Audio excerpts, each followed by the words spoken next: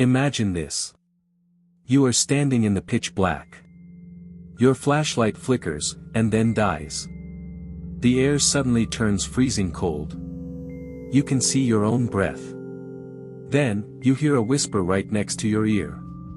It says, "Leave." A second later, you feel a hard, invisible shove against your chest. You don't just walk away.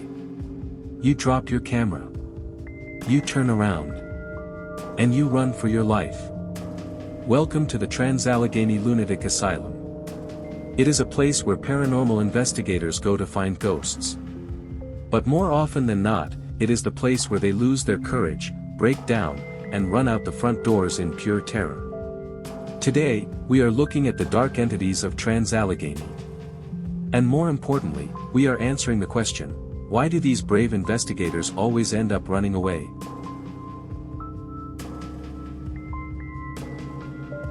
To understand why people run, you first have to understand what happened inside these walls. The Trans-Allegheny Asylum was built in the 1800s. It was made to hold about 250 patients.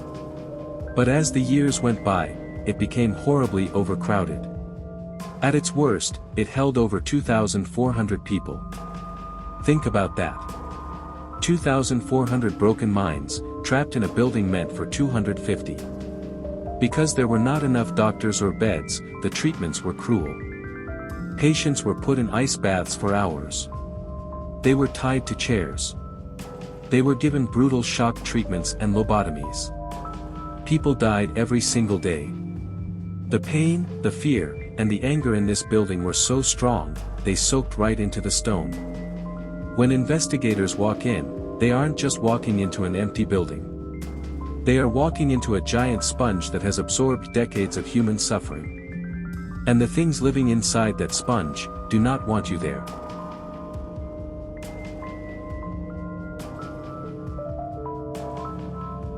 One of the most famous entities in the asylum is a little girl. Investigators call her Lily.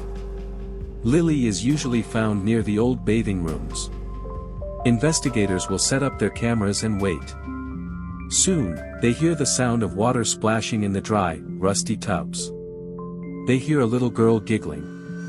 At first, it seems sweet. Lily just wants to play. She will ask investigators to play games with her.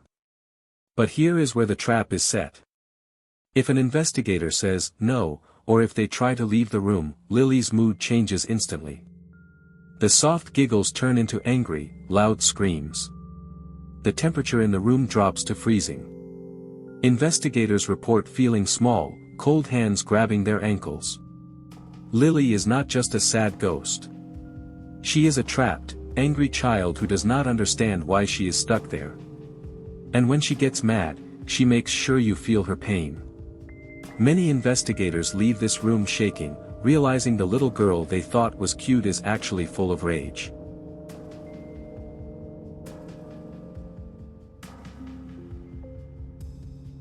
But if Lily is scary, the entities in the male wards are terrifying. This is where the most aggressive spirits live.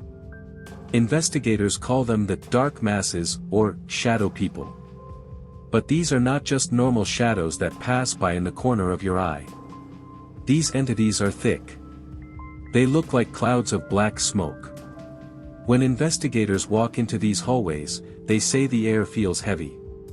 It feels like walking through deep water. It is hard to breathe. It is hard to think. These dark entities do not just watch you. They interact. Investigators have reported being grabbed by the hair. They have felt cold hands push them hard against the wall. Some have even felt the entity press its face right against theirs, breathing cold air into their mouths. The energy here is pure hatred. It is the anger of men who were locked away, forgotten, and treated like animals.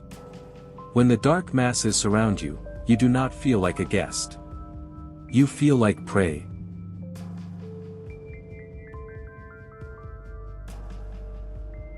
So, this brings us to the main question. Why do they run out? Why do they drop thousands of dollars of equipment and flee into the night? It is because of the psychological break. When you are in the asylum, the entities do not just attack your body. They attack your mind. The heavy, evil energy starts to mess with your thoughts.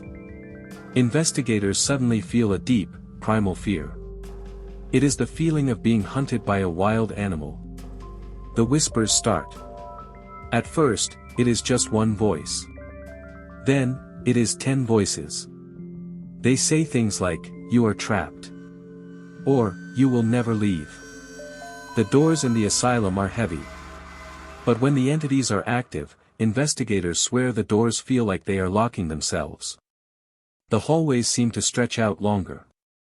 The feeling of being trapped becomes so strong that the human brain takes over. The brain says, "Survive." The investigators realize this is not a game. This is not a TV show. They are in a place where the evil is real, it is angry, and it is stronger than them. The only way to survive is to run. So, they drop the cameras. They run down the dark halls. They burst through the front doors, and they do not look back until they are in their cars, driving away.